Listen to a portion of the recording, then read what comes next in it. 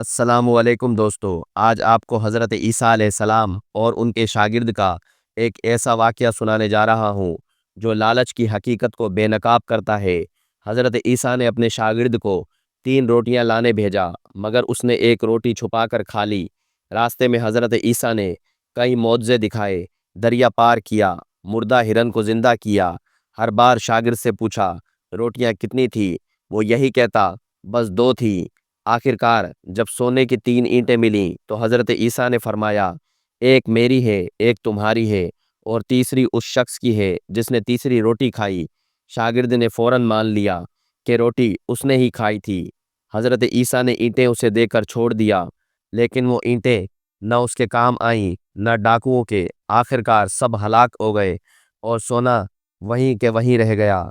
मुकम्मल वाक़या जानने के लिए हमारे यूट्यूब चैनल इल्म ख़ास ज़रूर देखें।